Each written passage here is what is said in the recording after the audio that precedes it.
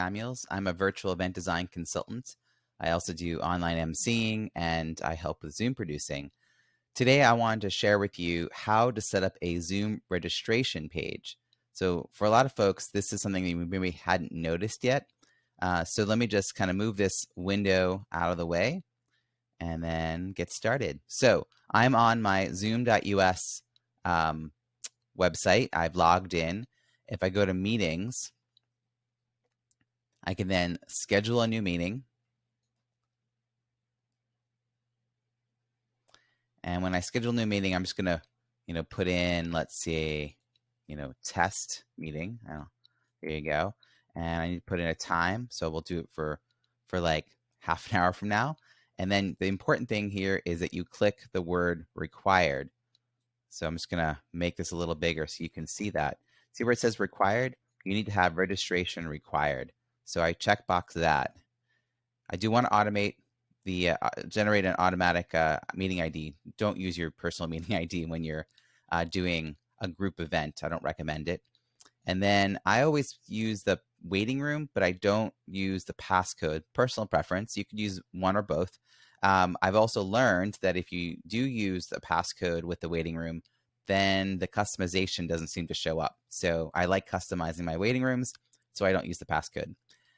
Video on, participant on, right? These are all your choices. If you have a waiting room on, then they can't join before host anyway. I like to mute participants upon entry. So that's just like the general basics of how you set up a meeting. Now that you've set up the meeting though, and you've set it up to be for registration, you scroll down and you'll see this section that actually says registration.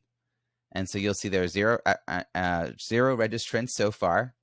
And you can edit this other section where it's like, do you want an email each time people sign up? Do you want to close registration after a certain date, etc. And then clicking here for email settings, this is where you can edit the confirmation email that comes to people. So there's text that you can put here for the subject, text here, and then on the very bottom, there's like a space for a footer. So that will be what goes to people who sign up. And then the really cool thing is you can upload branding. So you can put a banner at the top, you can put your logo, and of course, this is where you would set up your polls or connect your live streaming. So this is what it looks like when it's done. And this is the registration page for my No More Bad Zoom virtual happy hour, which you can get to at nomorebadzoom.com.